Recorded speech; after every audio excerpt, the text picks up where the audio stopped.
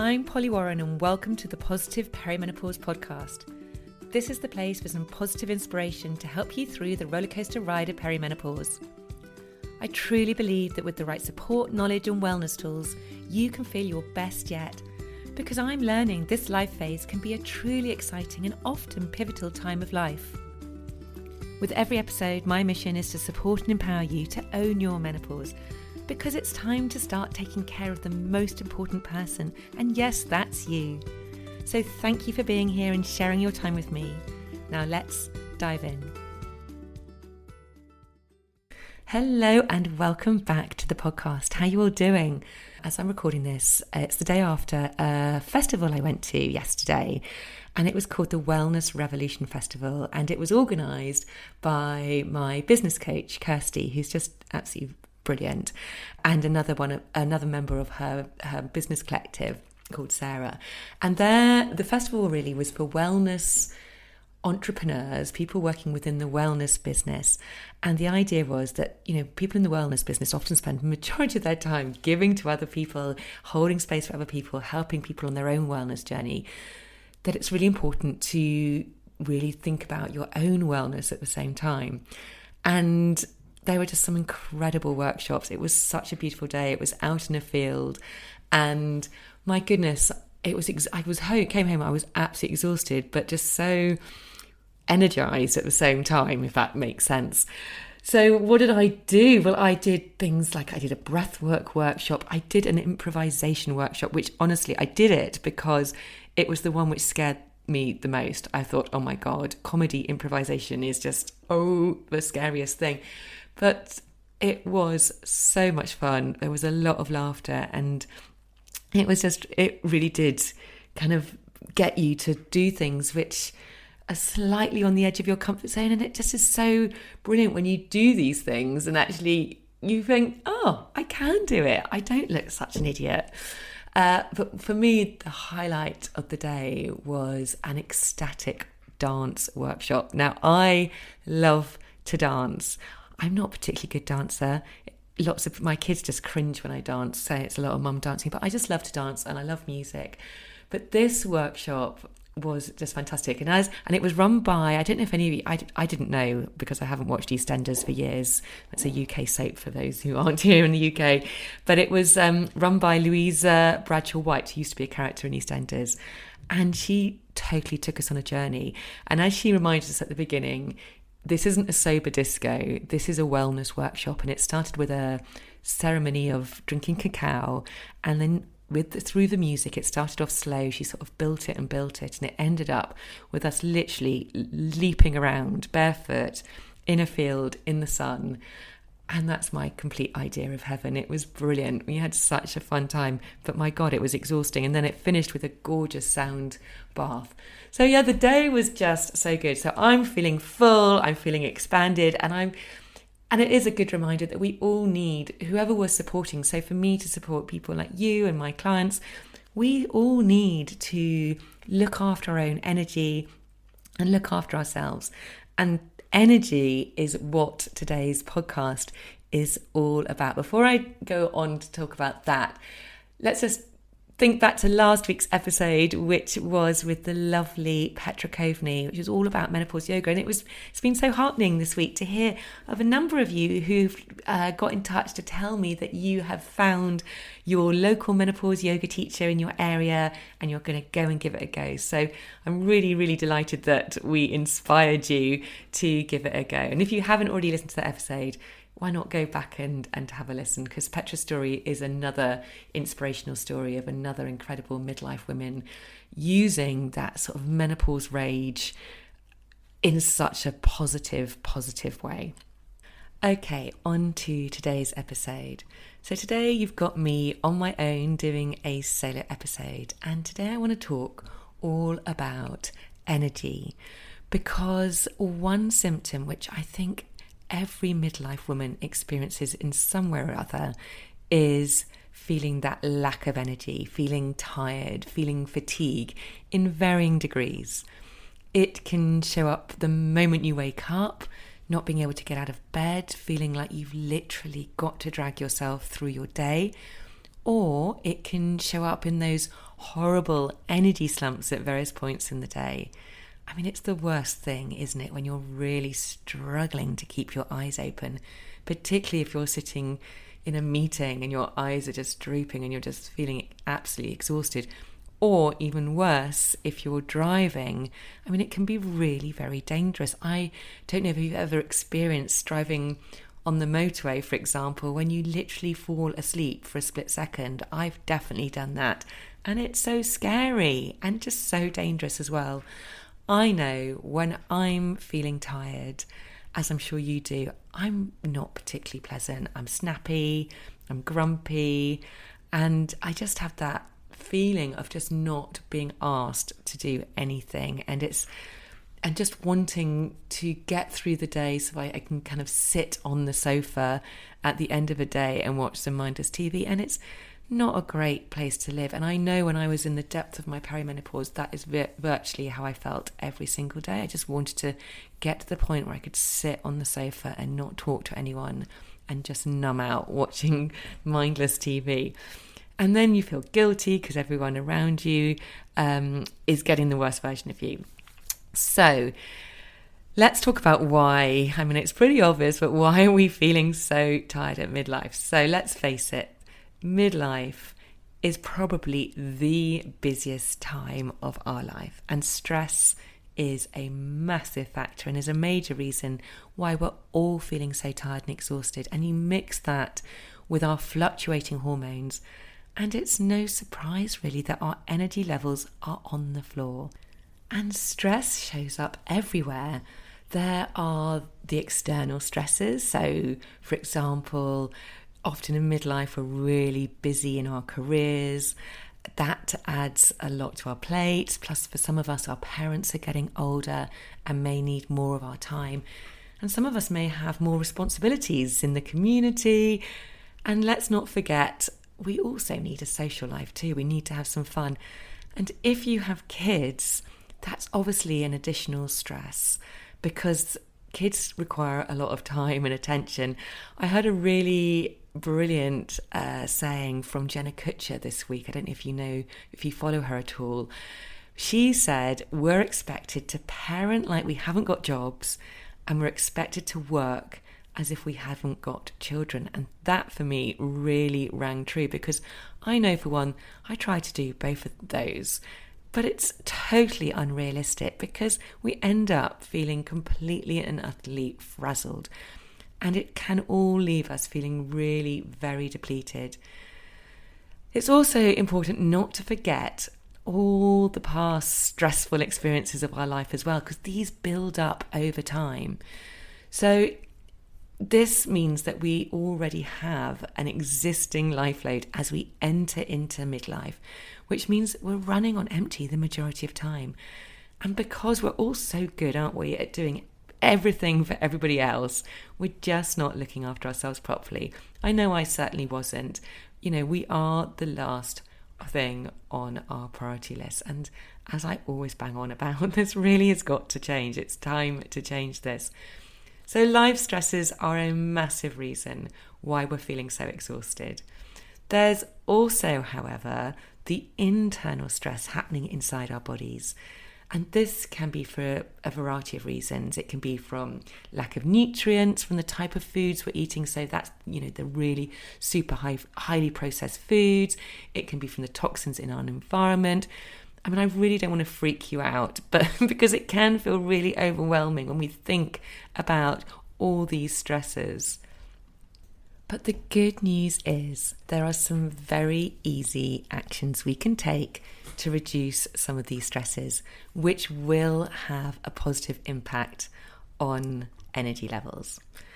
As I've already mentioned, hormones do play an important part in regulating our energy production. So as our hormones fluctuate during perimenopause, so too do our energy levels.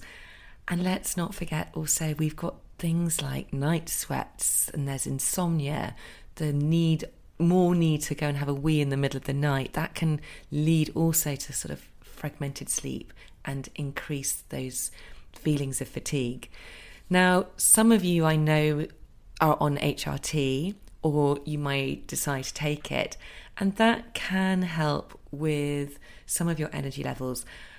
But I do really, truly believe that lifestyle actions are absolutely key in energy as well. So today I'm going to talk about the lifestyle actions, which some of the lifestyle actions which you can take to help your energy levels. So to start with, I'd like to invite you to do an energy audit. So this is looking at the things in your life which might be sapping you from energy, but also the things which give you energy. So I know when I'm tired or lack energy, that's when I start making poor choices. That's when I start craving the comfort food, the chocolate and the hot buttery toast and the donuts. On the other hand, when I feel full of energy, when I'm really energized, that's when I feel much more uplifted and positive. And I'm sure this is the same for you. And when I'm feeling uplifted and positive and full of energy, this is when I'm able to make better decisions for myself, much more conscious choices for myself. And that's really where we want to be. We want to be at a place where we're making supportive choices for ourselves rather than the destructive ones. So we want really to be able to choose easily things like the foods that nourish us, do the activities and hang out with the people that light us up. That's where we want to be. That's where our vibration is highest, where we're at our highest frequency, and that fuels our energy even more. So today you might like to get a pen and paper just for the first bit, or you might want to jot some of my suggestions down, or perhaps you'll prefer to do this mentally in your head. You also might just want to pause as you go through this first bit as well. So first of all, I want you to think about all the things that really drain your energy. So for example, I used to have a tuition business, which I loved and I grew, and it was wonderful. I did it for 6 or 7 years and it was great.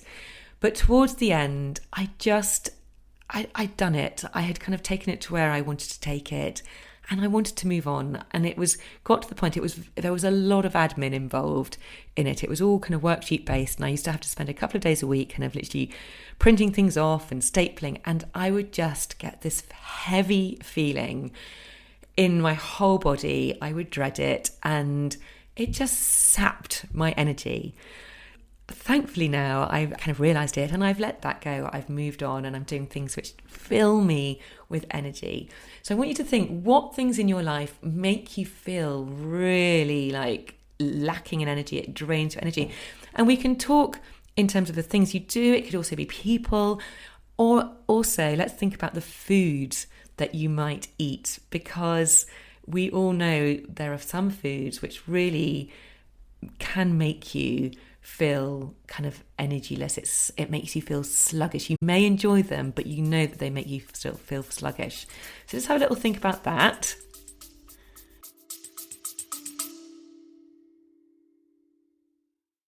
A very quick break to ask you to hit the follow or subscribe button if you haven't already. And if you're enjoying this episode, I'd be super grateful if you could hit those stars and rate it too. Thank you.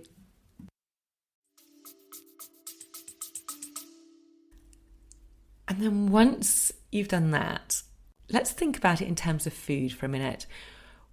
If you wrote down some foods which make you feel sluggish and sapped of energy, which of these foods do you tend to default to or eat regularly for a quick pick-me-up or that quick satisfaction? And how do you feel when you eat them? So what's the emotion associated with that food? So think to yourself, when I eat, for me, it's always donuts. When I eat donuts, I feel this sense of satisfaction and enjoyment. But I know later on, it's going to make me feel, I'm going to get that crash. It's going to really take my energy out of me. So just have a little think about that. And often, I really do believe it's when we're stressed out or when we're feeling something, sort of a negative emotional. It might be when we're feeling maybe a bit lonely. It might be when we're feeling bored. Food particularly can serve as a real comfort. And there's a reason for this. It actually raises our happy hormone, the serotonin levels in our brain. And these are feel-good chemicals that bring about that feeling of contentedness, and it allows us to relax. So let's not beat ourselves up here, because in some ways, eating this sort of low energy foods, these comfort foods, are actually a solution to make us feel better, to calm our nervous system. But it's often just temporarily better, okay?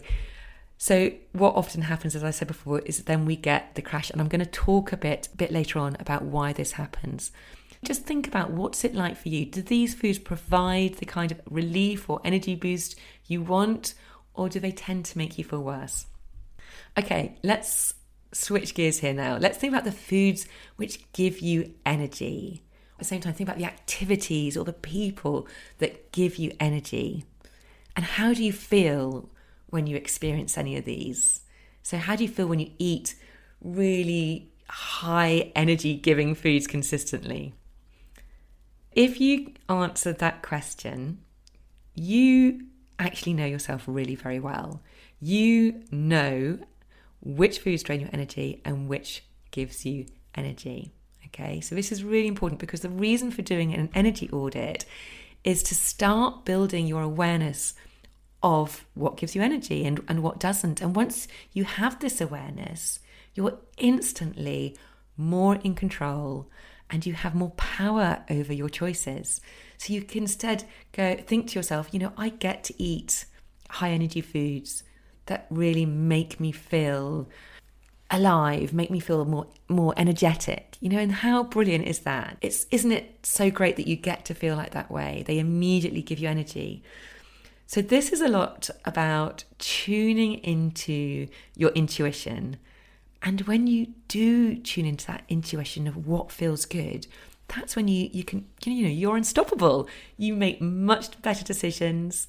You feel more focused, you're more patient, you're more in tune with your own body. And this really is how we train ourselves to feel pulled naturally towards supportive, energy-giving habits versus those self-destructive ones. And if you do this consistently, then you'll just be vibrating constantly at this higher frequency, and that's when you feel good. I hope that kind of makes sense. So that's the first step. That's what I would really recommend first to do.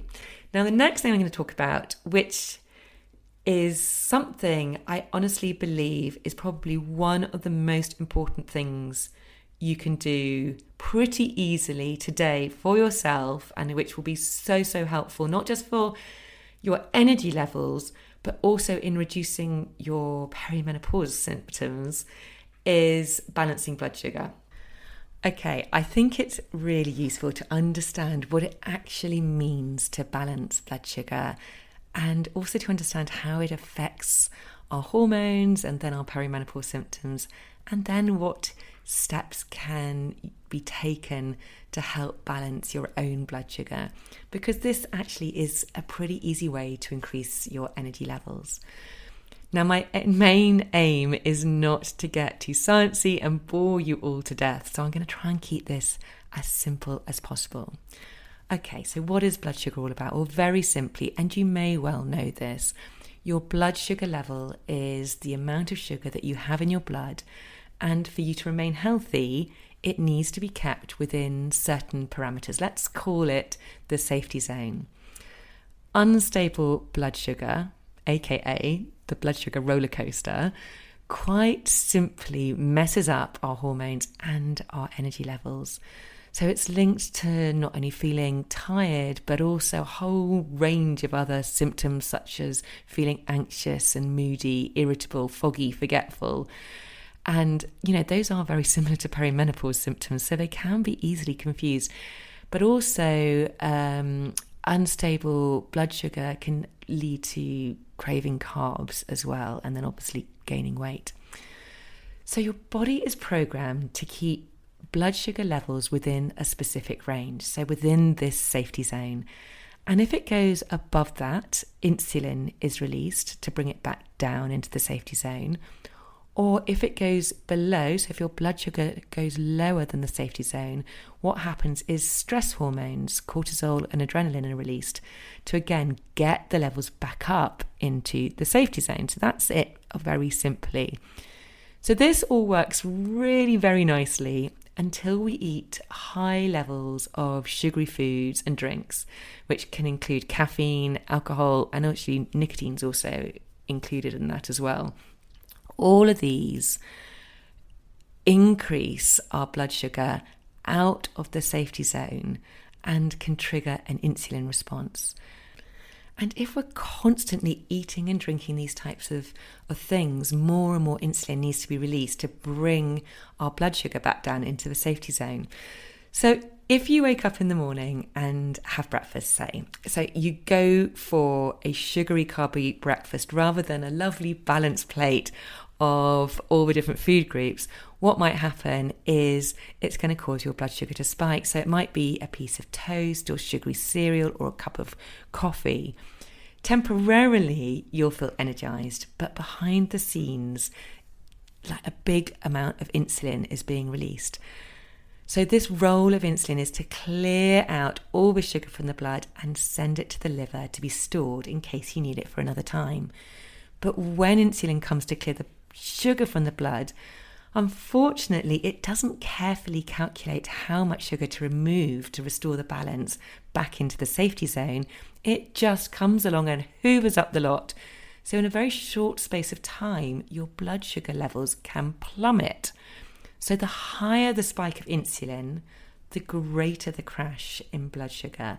And when your blood sugar is low, this is when you feel tired. You might get that real hangry feeling. You're irritable, anxious, maybe a bit shaky and headachy, and desperate for a pick-me-up. And this is when the stress hormones kind of they come along and they're released. And it's not really that great because you've got more stress in your system. And it's these hormones which generate the powerful cravings for sugary foods and refined carbs, because it's your body's way of saying, gosh, I need glucose, I need energy. So you go out and you're reaching for something, and it could be something sugary, it could possibly be a cup of coffee or a glass of wine, depending on what time of day it is, but it will be something that your body instinctively knows that will give you that quick fix, because it wants to restore those sugar levels back up to a balanced place, back to that safety zone. So you'll grab something, a sugary snack, plus at the same time the crash has signalled for your body to release more fuel from the liver. So instead of just settling back nicely within the safety zone, what happens because of this sort of double whammy of you grabbing something to eat or drink and this release of fuel from the liver, what happens is the blood sugar spikes again really high out of the safety zone, and the whole process starts over again. And this is what we call the blood sugar roller coaster. And you can see once you get onto that roller coaster, particularly if it starts in the morning, it's really pretty hard to get off it once you've jumped on board. And unfortunately, just to add insult to injury, this does mess with your hormones, because cortisol always has priority over any other hormone, because it's about survival, and your body always favors survival over anything else. And as we go through menopause and we can't rely on our ovaries anymore for our estrogen and progesterone as we always have done, we have to start to rely on our adrenal glands, which are probably at this stage, if you're on this blood sugar roller coaster, they're too busy pumping out the cortisol. So I hope you're still with me. I hope I haven't bored you all to tears, and I hope that made some sort of sense. I just think sometimes it's useful to know what is actually going on in our body. So let's just talk about what is the answer. This is the important bit. How do we actually balance our blood sugar? That is what we need to do. Well, diet is a huge part of this. So I would say eating a diet that maintains blood sugar balance is honestly probably one of the most important things you can do during perimenopause and menopause. And how do we do it? Very simply, we just eat more real, single ingredient food. So it's kind of anything out of a packet And I'm not saying you have to eat everything not out of a packet, but the more you can eat, which doesn't come in a packet, the better, because you know it's going to be more real single ingredient food, and ideally a Mediterranean style diet. So it's eating meals really which have loads of veg, which loads of kind of protein, fat and fibre, and food which we know is packed full of nutrients and antioxidants is what we want to be aiming for. So the trick is to eat a combination of fat, fibre and protein with every meal. So to have what we call a balanced plate. So protein here is really key to balancing blood sugar. And the reason for this is because it's harder to digest. So it slows down the release of kind of carbohydrates, which keep you going for longer and maintain that blood sugar balance. So it's obviously found in meat, protein, but if you're a vegetarian like me, well, actually I'm a pescatarian, but you can also find that in things like salmon and fish and quinoa and beans and lentils and tofu and tempeh. And so you can find protein in all those sorts of things. But so it's really important to really think about, are you getting enough protein? Healthy fats as well. So fats get a bad rap, but they are really what help you feel full when you eat. And fat intake really help in the production of cholesterol, and cholesterol really is the precursor to our sex hormones, to testosterone, estrogen and progesterone.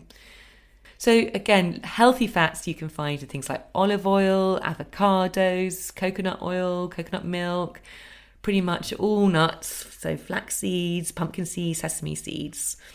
And then fibre. I mean, you probably know all of this, but it's just good to remember. So obviously eating whole foods, high in fibre, these will release more slowly into the body than refined carbs. That's just sort of a rule of thumb. And I very much am, let's add in rather than restrict, okay?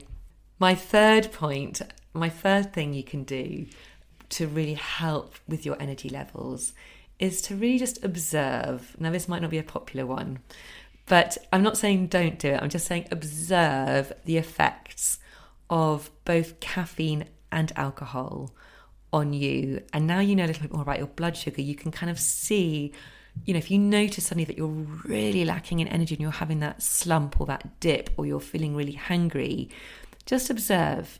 Is it because of what you've eaten? Is it because you've had a coffee or you've drunk some alcohol? Let's just talk about coffee. So caffeine can mask your sort of natural rhythms by providing, it's kind of almost like a fake source of energy. You feel like it's energizing you, but if you're having mood swings and energy dips, it's really worth exploring your relationship with caffeine. It doesn't mean you can't have it. It just means experimenting with the amount you drink until you discover your sort of true energy. And once you know that, then you can choose when and if you want to drink caffeine, instead of just needing to drink it compulsively or habitually. So I used to drink a lot of coffee, and I actually have stopped drinking coffee because I realised that it was really not serving me well. I'd kind of get sort of heart palpitations. I would then get really big slumps. But if you are going to drink coffee, what I would suggest is to drink it in the morning so it doesn't interfere with your sleep, and with food, so with breakfast, or to eat something, because that's going to really help balance your sugar levels. So drink it with some protein. In terms of alcohol, so this is something which I haven't really mastered yet, if I'm 100% honest with you. So I know that alcohol is a difficult one, and at the moment there seems to be a lot of people, well, particularly around me, who are stopping drinking alcohol and say it's the best thing they've ever done. I'm not at that place, but although I do have a little niggle inside me. I know it makes me tired and lacking of energy, because often, well, it does. We don't seem to be able to process alcohol as well in midlife. However, for me, it's so tied up in my social life and in my friends, and particularly here in the UK, it's such a part of our culture that I'm just not ready to totally give it up. And for me, I always think of it as, if I'm using alcohol to numb out feelings and emotions, and that's not a good thing. However, if I'm drinking alcohol intentionally to enhance already feel good, happy feelings, then I think that's, at the moment, I feel that's okay. I think the problem comes when we're numbing and we're overusing it. The thing to be aware of here, I think, when it comes to alcohol, is if you know you're going to drink. This is what I try and do anyway. I don't know if it's the answer, but I try and just be really try to drink intentionally. And if I am going to drink, I've got to be prepared that I'm going to feel lacking in energy the next day. I'm going to be feeling tired. I might be a bit grumpy, and I've got to weigh up. I've got to weigh it up. Was it worth it or not? And as long as it's worth it, and as long as I'm not grumpy and I can keep on top of that, then I think it's okay. But it's obviously something just to build awareness around for you. All right, let's move on. So the next tip I've got for you is, might be quite a controversial one. So it's about eating more, not less. Now, I've worked with clients before who come to me and lacking in energy, saying that they're really tired. And when I ask them, what are you eating in the day? I'm just shocked by how little they're actually eating, because they feel that they're trying to, they don't want to eat too much because they're worrying about their weight gain. And actually, they're just not eating enough. And because they're not eating enough, they're feeling exhausted. They just haven't got enough fuel. If you think about a car, it needs fuel to run. And we are just the same. We need food. We need carbohydrates. We need protein. We need healthy fats. We need all these food groups. And I really think we've been sort of so conditioned into this sort of diet mentality that it's really affecting our energy levels. So it is about eating more, not less. And the way you're going to lose weight, if that's what you want, is to not starve yourself, because this, from thousands of years ago, when we were evolving, our bodies were programmed to store food if it's not getting enough, because in case there was drought or famine or they couldn't find the food, our bodies would hold on to it. So actually, if you're not eating enough, your body's more likely to hold on to fat than release it. So to get your metabolism working, just eat more, not less.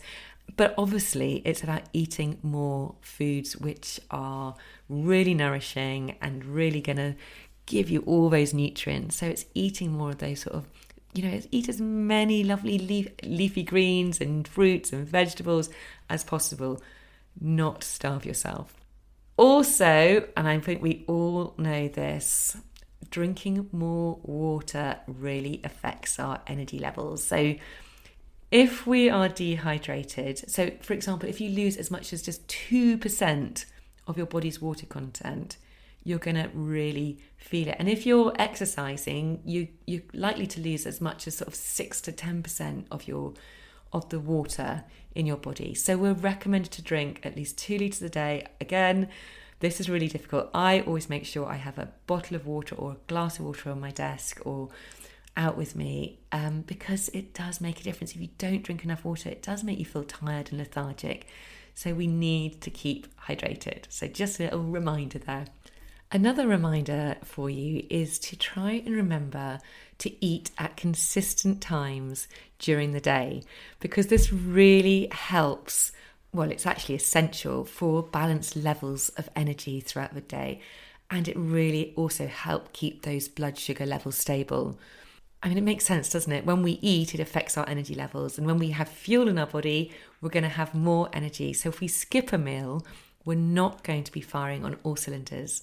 And I know that if I skip a meal, I'll then pick up food and I'm so much more likely to kind of then eat the crap. So to have meals at a similar time each day, it really does help get your body into a good rhythm. I know, for example, that I have to eat breakfast. I've had times in the past when I haven't, and I've just keeled over. So I know that I need that fuel straight away in the morning. However, I do know quite a lot of people who just don't like eating breakfast, and that's okay. But make sure that the first meal you have is a balanced plate with plenty of protein and carbohydrates, some healthy fats in it, because that will really help fuel you through the rest of your day.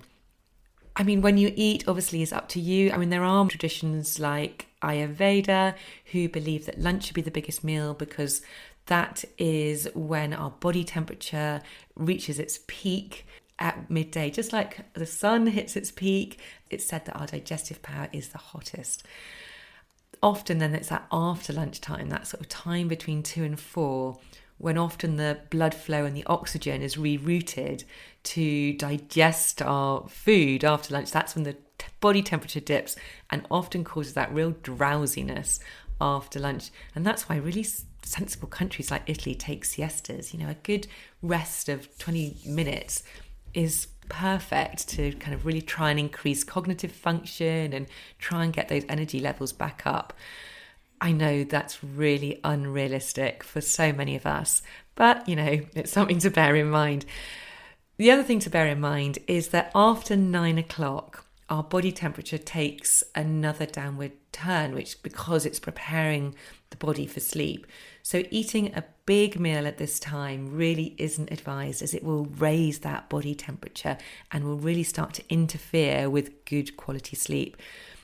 And after 10 o'clock, the body really starts to work to detoxify. So if you eat after 10 o'clock, the food will block this detoxification and it will cause toxins to accumulate in the system. And as a result, the next day when you wake up, it's highly likely you'll feel tired and sluggish. So try and eat before 9 o'clock. The earlier the better, I think. Okay, so let's just talk a little bit here about movement. So, cellular level changes occur inside your body when you exercise. So it's not just what's going on outside, it's what's happening inside. So if you exert your body, it spurs it to produce more mitochondria inside your muscle cells. So think back to your biology lessons here. So those mitochondria are the powerhouses of your cells because they create fuel out of the glucose, so that's the sugars from the food you eat, but also from oxygen. So having more of these mitochondria increases our body's energy supply. Plus, we all know that exercising boosts oxygen circulation inside your body, and this not only does it support the mitochondria's energy production, but it allows your body to function better and to use its energy more efficiently. And plus, let's not forget, you get the boost from those brilliant endorphins that make you feel more energized. And when you've moved your body and exercise, you're probably going to sleep better as well. So yeah, let's just quickly talk about sleep. So, gosh, I know that in perimenopause, sleep can be hard. I'm not going to lie. It's one of the first things that we all are affected by. Not everybody, but a lot of people are affected by poor sleep. And I'm sure you all know the good sleep hygiene suggestions, which are going to bed at a similar time and waking up at a similar time and keeping your lights low, having a hot bath, not looking at screens. So it's a tricky one, but obviously the more we can prime ourselves for good sleep, the more energy we're going to have the next day. And I think one of the biggest things I learned about sleep when you're not getting enough of it is not to worry about not having a sleep. But the worst thing is if you're in the middle of the night and you're wide awake, you start panicking that you're going to be so tired the next day. And that's just the worst thing to do. I know personally meditation has really helped with sleep. And I think sometimes just breathing really deeply really helps. And if you're someone who is really struggling with sleep, I recommend you go and listen back to the episode I did with Sally Garozzo. She's got loads and loads of brilliant tips to help you get a good night's sleep. I've nearly done. Last couple is if you're feeling lacking in energy and you are just exhausted, what a lot of us tend to do is we just push on through. We're just like, I've just got to get through this and then I can relax. I would suggest the best thing to do, and this is what I do, is you take a break. to re-energize yourself. There is no point pushing through because you're just going to get less and less energy. You need to get the energy moving. If you just push on through and it just becomes stagnated. So move away from what you're doing. Go and get fresh air from outside. Or what I like to do is get up from what I'm doing if I'm feeling lacking in energy, put on a really good tune and try and just get into it, move my body. And it's amazing the power of music and how it can really shift your energy. Another thing which I do and is a really useful tool and which everybody has is to use the breath. Breath can really help re-energize us. And it's something easy to do. So you could either just take some really deep breaths, or there's a very powerful breath called the breath of fire, which is a kind of a breathing, it's more on the breathing out. But that breath, it's worth looking up. I know it's used quite a lot in Kundalini yoga, but that can really energize you as well. And when I say take a break, I don't mean take half an hour or an hour. It literally can be just 2 minutes away from what you're doing. Moving the energy around your body can be a really fantastic tool. Oh, another great tool is tapping. So emotional freedom technique. This is something which I'm trained in, and it's amazing to kind of move stagnated energy around the body. So again, something to look into if that you feel that might be useful, but it's literally tapping onto the meridian points. It's really like acupuncture, but without the needles. We instead use the fingers to tap on those points, and it can really, really help to re-energize you. The final thing I'm going to say is just to focus on doing the things that feel good, which really bring us really back nicely to how I started. It's about working out what gives you energy, being in alignment with what lights you up, doing the things which are in line with your values. If you're in line with your values, and if you don't know your values, it's something I really recommend doing, and it's something I work with clients on. Actually, it's going to be my new program, part of my new program, which I'll tell you more about another day. But it's really important to do the things that feel good because it energizes you. So there you have it. Those are my tips for more energy, to really try and break this cycle of exhaustion. Let's just be kind to yourselves. It's difficult. We are all stretched to the max. So very quick recap for you. So building awareness of what drains your energy and what gives you energy. Energy is a great place to start. Balancing your blood sugar by eating a Mediterranean style diet, eating a balanced plate with like more protein and all the different food groups in it. Observe the effects of caffeine and alcohol on you and just try and drink intentionally both of these things. Eat more of the good stuff, not less, okay? Don't starve yourself. It doesn't give you energy. You need fuel, particularly now. And just try and eat at consistent times so that you've got balanced energy throughout the day. Drink enough water, move your body, give yourself a best chance of sleeping, and just take breaks when you're feeling like you want to curl up in a little ball and go to sleep, and just focus on doing the things that feel good. I really hope you have found that useful. I hope that I haven't given you too much of the sciencey stuff, but and I'm sure a lot of this is what you know, but I think sometimes it's really good to be reminded. So maybe as one practical, actionable step forward, just choose one of the things I've talked about today and see if you can implement it into your day. And just notice, building your awareness and noticing how you're feeling is such a great way to start making any sort of change into your everyday. So have a wonderful week. Let me know, as always, what you think about this episode. Do you like my solo episodes? Would you like to see more of my solo episodes? Or would you like me not to bother at all? Let me know. I would be happy either way. You can contact me at info@pollywarren.com, or you can come over to Instagram at pollywarrencoaching. Really lovely to chat along to you. As always, have a wonderful week, and I will speak to you next time. Bye.